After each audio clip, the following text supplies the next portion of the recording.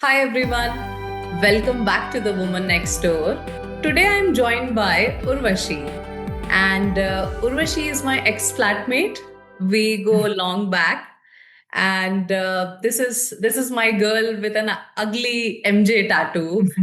She is the girl who taught me to make YY noodles with a cheese slice and a hint of green chilies.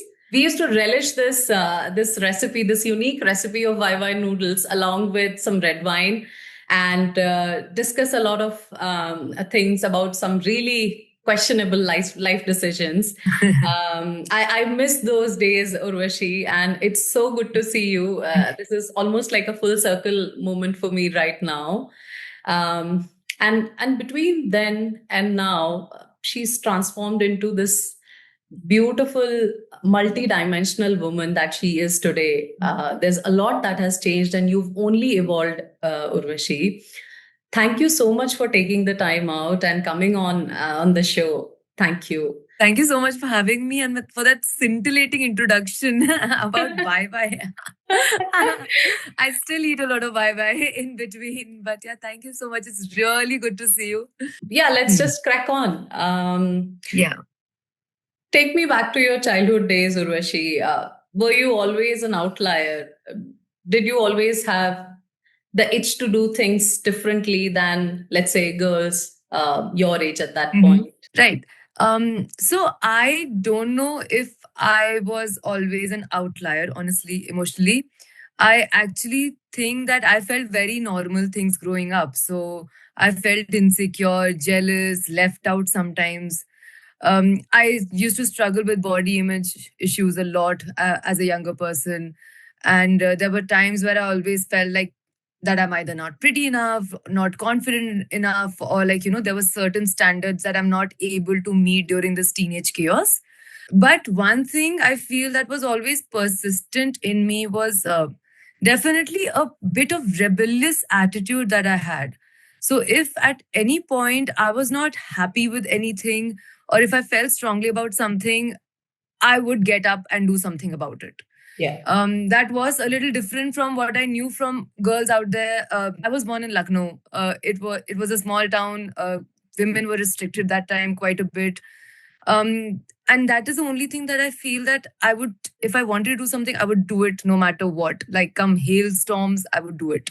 Yeah. And I once actually unpacked that in therapy once. I remember telling my therapist that I feel like I'm like obnoxiously rebellious, all the time. And she asked me about my childhood that time. And to be honest, my parents were scientists, they're retired now. I'm very proud of them. I adore them. But the truth of the matter is that they were deeply busy people. And so, as parents, they were absent sometimes. Yeah. So, my childhood was. It wasn't a tragic childhood, to be honest. It was a great childhood, but it was a lonely childhood. Okay. And a lot of things that I wanted, I had to figure it out by myself. Whether it was learning how to swim, or the kind of exercise I need to do, learning to drive, building confidence, building friendships, building social circles. There wasn't a lot of active hand holding in any parts of these life, and this was especially during my formative years when I didn't know anything. Yeah. I'm not saying anybody was withholding love or support. Yeah. It's just everybody was They just were busy. busy. Yeah. And yeah, so a lot of my childhood became very self-directed. And when I started making my own decisions independently, I also realized something, that I feel deeply alive and I feel very excited whenever I'm doing it. And it's not like I've not regretted my decisions. Like, oh my God, I have failed spectacularly. Sometimes I have regretted things. But at the same time, I've had a lot of fun. So you know about it. Like when I was 21, 22, I was very unhappy with my family and my my studies. And I Yeah. got up at the age of 21, 22. I hadn't completed my bachelor's, and I went to Bombay, gave some interview, got a job, lied to them that I'm an English honor graduate. And then I worked for 1.5 years there as a sales executive. And I remember going to Bombay with I think 25,000 rupees, which is nothing because once you pay the rent there You realize. and you give your deposit, I Yeah. was left with 2,000 for the month. For Yeah. the month.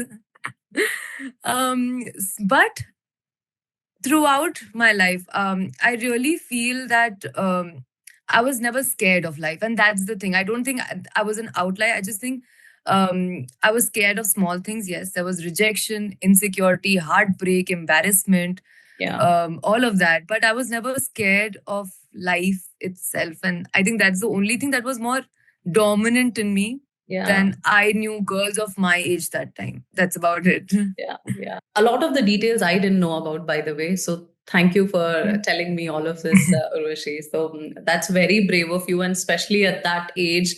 And being a woman, it's not easy. So I think you were taking those risks in your own calculated way. So moving on from when you were in Bombay, then when did NIFT happen? And from NIFT, how did PR and communications happen? How did that transition happen? Was it Urvashi just taking life on, or was it a conscious call that you took at that point of time? So NIFT had happened before that. So like before, of course, before I was 21, 22, NIFT had happened right after my class 12th. Yeah. And even the shift that happened from fashion designing to research to content creation. And I sketched constantly. I would sit in front of fashion TV and I would keep on sketching, and I loved the drama of it all, the aesthetics, the world building of fashion. Yeah. And honestly, I worked really hard for it. Getting into NIFT was incredibly competitive. I remember when I gave the exams, there were around like 15,000 people that time that stood for it. Yeah. I had to do well in my board exams as well, because again, I came from like my parents were not that, oh, you get into NIFT, but this is fine. No, I had to be really good in my board exams. Yeah. And really crack NIFT. And then I went to Bangalore fashion designing, and I genuinely, I felt like I had arrived at my dream that time. Yeah. And that is when reality had entered. And that is when I realized that the dream version of me is not the real version, because I struggled a lot at NIFT. I struggled. And this was all before, social media made creativity look accessible. So it's not like I had a lot of things to refer to that time. Yeah. That is the first time that I felt like my childhood dream, like just cracking in front of me. And it wasn't a very easy time. There was like a lot of heartbreak regarding that as well. Like, this is what I've always wanted to do in my life, but do I just not have the skills to back it up? Yeah. That realization haunted me for a very long time. Yeah. And I also realized, and just coming to these realizations that I don't have the discipline or the confidence, or maybe honestly just the talent also for it. Maybe I just don't have it. I was constantly stressed.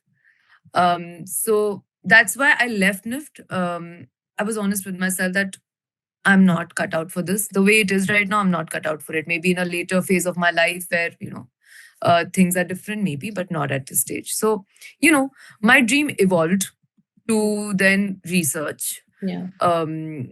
I had that little stint where I ran away from home, but then I came back, finished my graduation, finished my master's. I did my master's in public policy and public relations. To be honest, I was in a research field of that, like the research department for it. And then that's when I also moved to qualitative research. On hindsight, if you look at it, to be honest, both my parents were scientists. So somewhere I think analysis, observation were always sitting inside me. Yeah. Even today, I do think I'm deeply creative. But I also realize that creativity does not necessarily need to come through constructing governments. Yeah. It can come through communication and storytelling and understanding people, Yeah. creating narratives around it, which I feel is more my calling. And I feel that's very important, right? Like, people don't talk about failures enough about these things. I think that sometimes changing direction. Yeah. I was going please. to ask you that is it because you had parents who had excelled so well, and they were doing really intellectual jobs. They were not doing something that was creative. So one part of it was to do something differently than what they were doing. At the same time, not fail at it, because you were coming from parents who were doing exceedingly well for themselves. So you didn't want to disappoint them. So I think in my version, what could have happened is you were trying to tie both the words, doing something differently at the same time, doing it so well that you couldn't fail and not Yeah. letting down. In Yeah. terms of knit, my parents were honestly endlessly supportive. They were like, if you want to do this, do this. But then I knew if I'm doing this, I need to be very good Get at it it, right, yeah. which brings me to your next. Yeah, like if my parents did research, they did it right. And this, I did not do it like conventionally right. Yeah. So, yeah. So that was one of the decisions. I don't regret it at all. It made me grow as a person. There's one version Hmm. where, which is the biggest perhaps at this point, which is the travel and the lifestyle page that you've got. Then there is the one where you play with ukulele and then you sing and you express yourself through the instrument. And then there is one where it's a play with sari as a garment. And so Yes. how did that happen, first of all? And second, how are you able to keep up with three different versions of yourself in the form of expression on social media? To be very honest, I feel there's still a lot of untapped personalities that I have. I think sari and guitar, I feel like there's so many parts of me that are still unexplored right now. But I understand having like 10 Instagram account for maybe like a cooking Urvashi and for like guitar Urvashi, it would be like a administrative nightmare. Yes, yes. And you're right. I've not been really focusing on the ukulele and the sari one. Currently, the travel lifestyle is the one that I am concentrating on. I feel like that is the broadest canvas I have. Sometimes I feel like I can easily integrate the sari and the music part of it in it, and Yeah. I do that as well. Yeah. And content creation honestly has some deep roots, and again that creative instinct that had took me to Nifton in the first place. Yeah. For the longest of time, I felt like I have a lot to say, or maybe a lot to share, and not in a preachy that I have like I'm some guru and I have like life figured out. I really don't have life figured out. But I am deeply curious about people and emotions, healing, contradictions, and like growth within us and the identity, all of it. I'm very curious about all of this. And I remember once telling my friend, and it sounded like funny to me at first, but I remember telling her that I want to be the Chetan Bhagat of healing. And oh, that's such a nice way to put it. I completely get it in like one line. I get it. Go on, go on. Yeah, complete your thought. yeah. But I know it could be a controversial statement, but like, yeah, the whole point of this was that whatever people say about Chetan Bhagat, like, see, there are some people who love him, some people who do not, but there is one thing that is objectively true. He made a massive number of Indians pick up a book for the first time. Exactly. Now, what Indians did after that, the kind of genre they picked up, or if they switched to Kindle or paperback, or maybe just picking up a journal or writing or a magazine, that was up to them. But he made Indians pick up a book. 100%, yes. And he opened the door. Like, it's not like he was telling people to, what they had to do with this. He just opened a door. Yeah. And I think that is what content creation, especially now, it is basically a place where I want to make a doorway for self-awareness for people. At the end of the day, I feel all of us are genuinely in a lot of pain. I feel a lot of pain has not been fully acknowledged yet. Yeah. And that pain comes up, like, pain doesn't come up always in a dramatic way of howling and screaming. Yeah. It will come up and look like anger or bitterness or jealousy, resentment, Stress. insecurity, or stress, constant comparison, constant defensiveness, everything but not meeting yourself. Yeah. And I think a lot of people spend years just justifying the pain instead of understanding it. So I've like, I feel like people say something like, okay, this career did not work out, hence, maybe I'm worthless and this is the way I am because of it. Or this heartbreak happened to me and, maybe that's the reason I don't trust people. I feel that's the thing. I feel people are spending years just justifying their pain rather than understanding what's happening within. Yeah. And the whole point is that life is tough. It will wound us. And nobody in this life will go unscathed. Nobody. We will lose people. We will lose our close ones. We will lose our dreams. We will feel humiliated at some times. We will fail. We'll feel abandoned. We'll feel lonely. We'll feel as if there's too much happening and we'll feel overwhelmed. And that's human life. Yeah. And I think real growth happens when, suffering is followed by some deep self reflection. Yeah. And I feel the self reflection part is what a lot of people skip. That is what I want to do with content creation, to be honest. So, whether it's lifestyle, travel, so my bio says, I share travel and lifestyle content with a pinch of wisdom and healing. And Yeah. I Yeah. mean this, like, that I just want to make people aware that, listen, you're in pain, you are seen, there are better ways. There are better ways to make yourself and the people around you happy, because only when you are happy, that is when people around you will be happy. Your Yeah. close ones will be happy. Yeah. If you are constantly, and you're a mother, you know that if you're Yes. constantly operating out of stress, there will be times that it'll be hard for you to be a good mother. Correct. You Yes, so absolutely. so Yes. I just want people to help reconnect with them through this page. And then what they do after that, whatever they want to take, Vipassana meditation, yoga, they want to do journaling, therapy, what they do after their self awareness is up to them. Is that But yeah, yeah. You provide the yeah, doorway. You yeah, provided the just a doorway. doorway. Yeah. I Okay. am not a guru.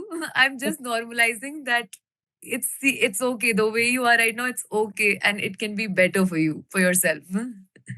When did Uh-huh. Reiki and Vipassana happen? Because so when we were sharing the room together, at that point of time, I didn't Hmm. see that coming. It's a beautiful, Yeah. journey to go inward. But then for you, was there Mm. like a specific moment that it hit you that you need to do this, or was it something that you just wanted to experience once, and then the effect of Mm. it was so good that you naturally inclined towards it and started practicing it regularly? So, just a little bit of background here. Like, even with travel, I feel like it was just always in me.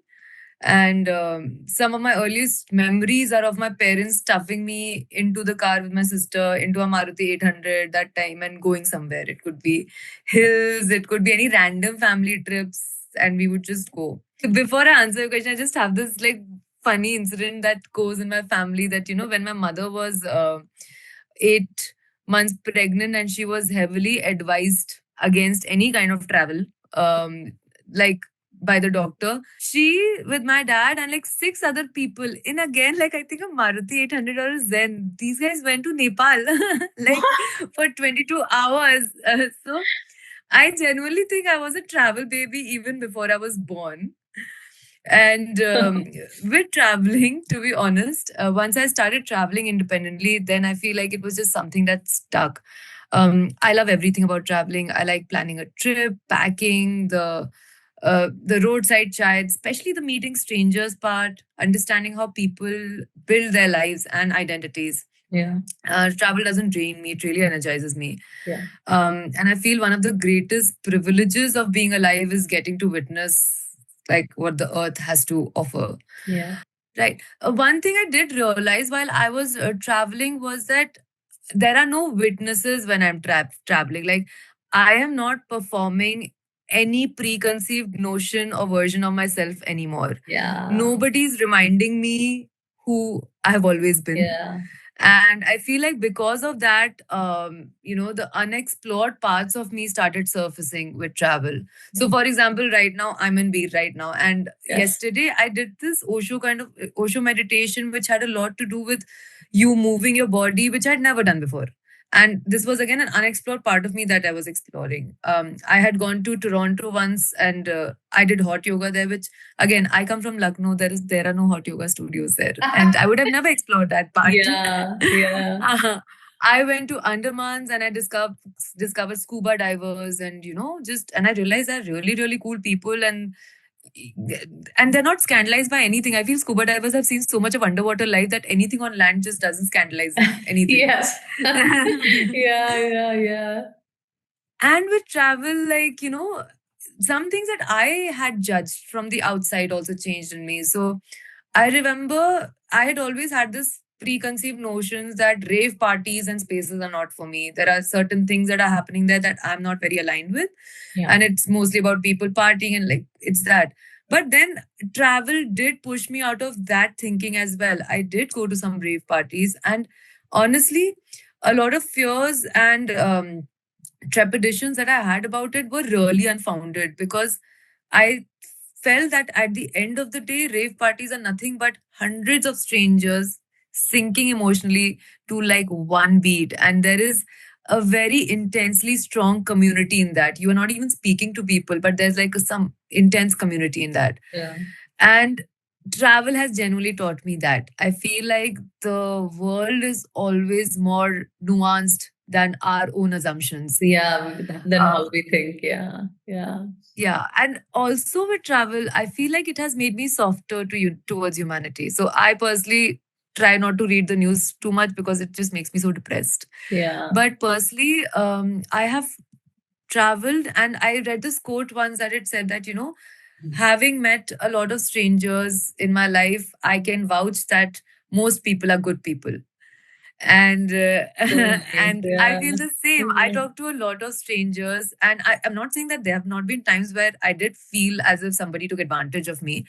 There have been times, but if I start like making a pros and cons list of the number of people who have been nicer to me, Awesome. like at airports, helping me hike, helping me pack, Yeah. make helping me learn things, the language, helping me on lost streets, the chance encounters, all of this, I've experienced kindness from people who had absolutely no obligation to be kind to me. They were Yeah. getting nothing out of it. Yeah. So I feel, yeah, that ways it has changed my perspective because it allows me to explore the unexplored part of myself and also be softer towards humanity Yeah. and Yeah. not be jaded and just like bitter. Yeah. Yeah. Yeah.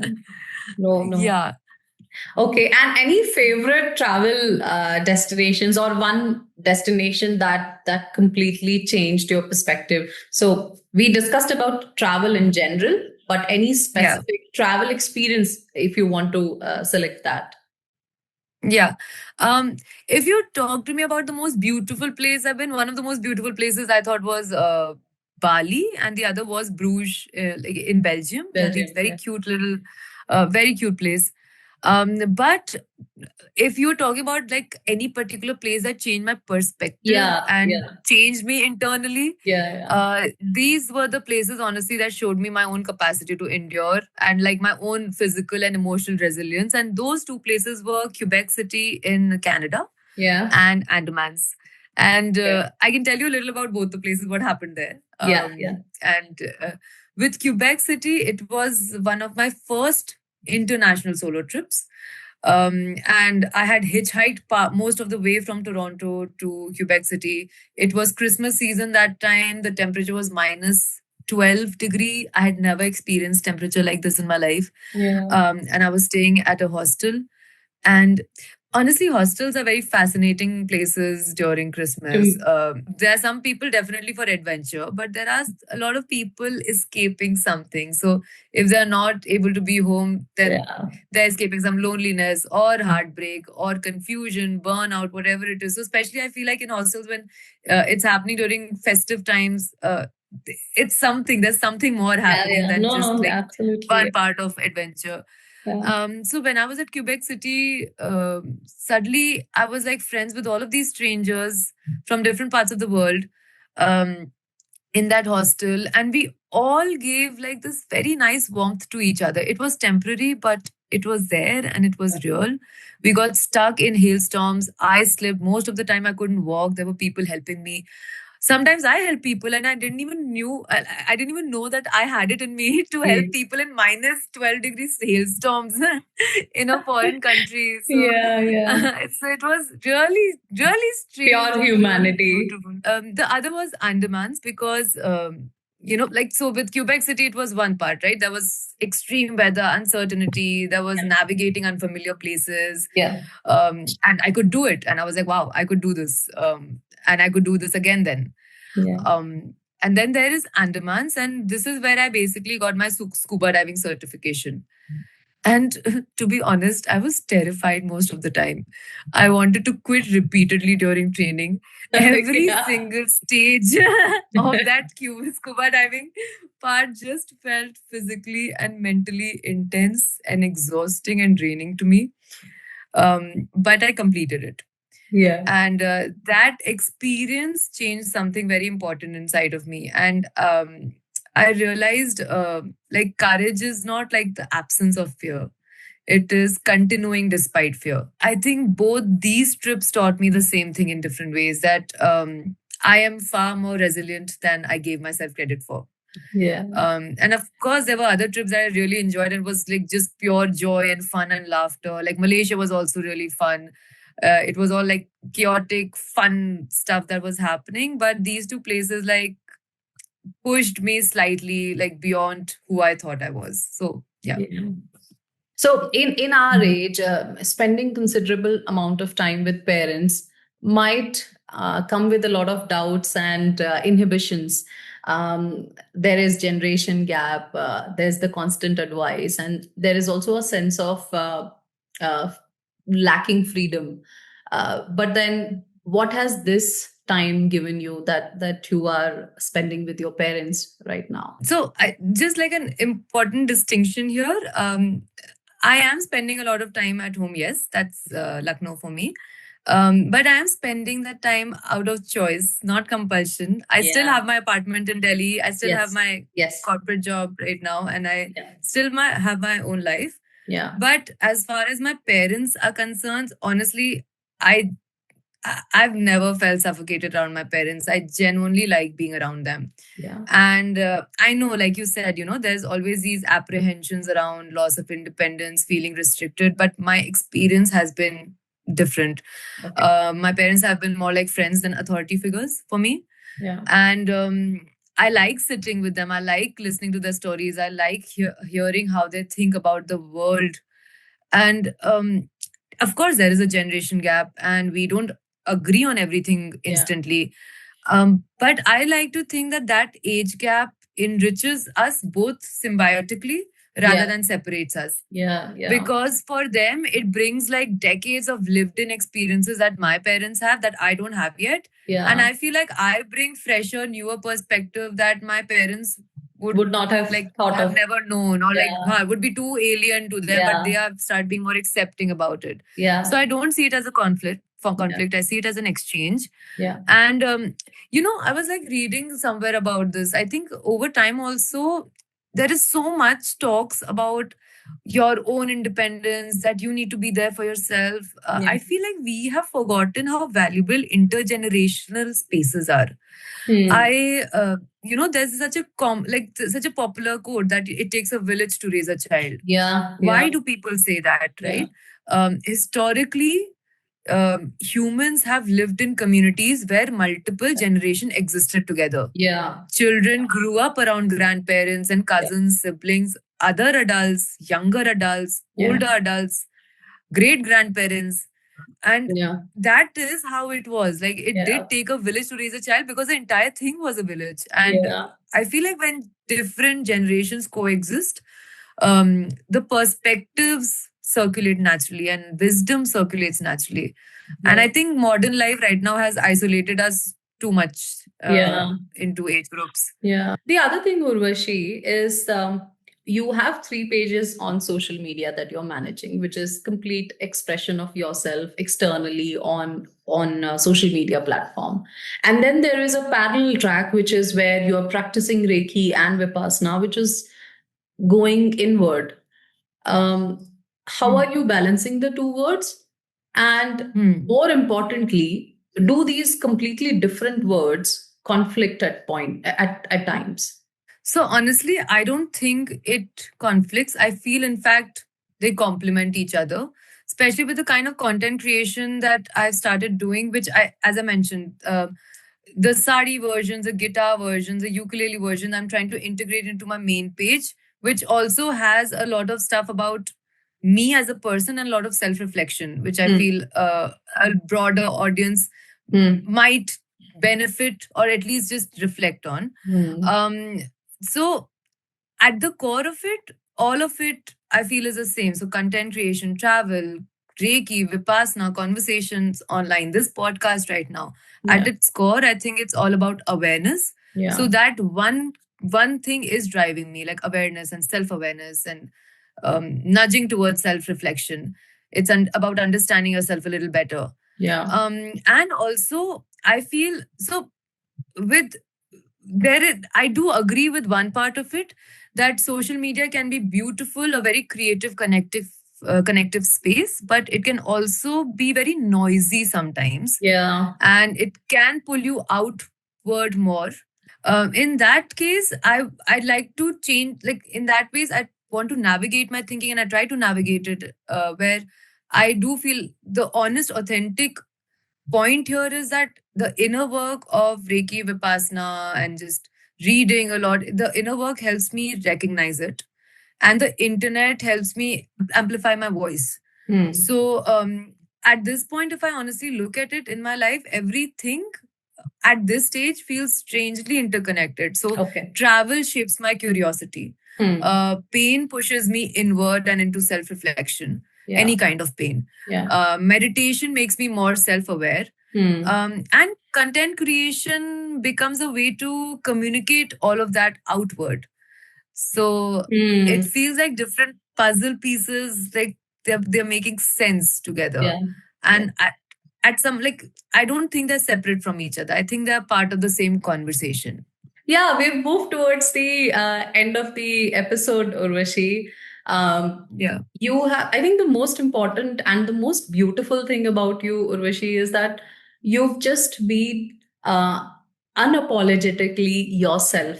Always. That's one thing that I remember from you. You were always smiling, very less somebody who was always talking with the least baggage, no fuss. And that's, you always gave me that मैं अपनी favorite हूँ vibe.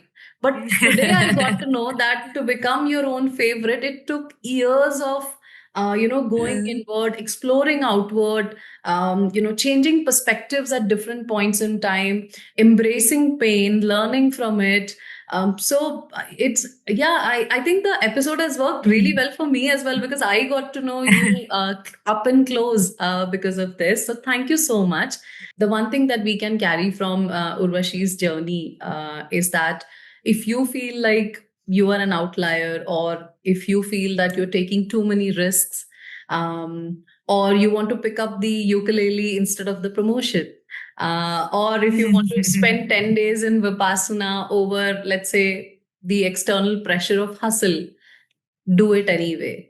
Because you can just see how beautifully it transforms you as a person. And if that's the version of yourself that you want to take out, so be it, go for it.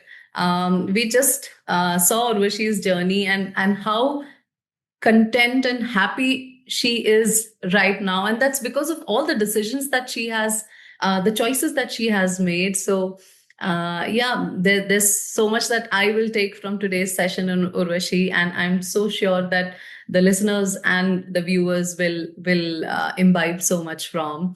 So thank you, and keep exploring and keep doing whatever you are doing. Thank you. Thank you so much, Anukriti. It was amazing speaking to you. Thank you.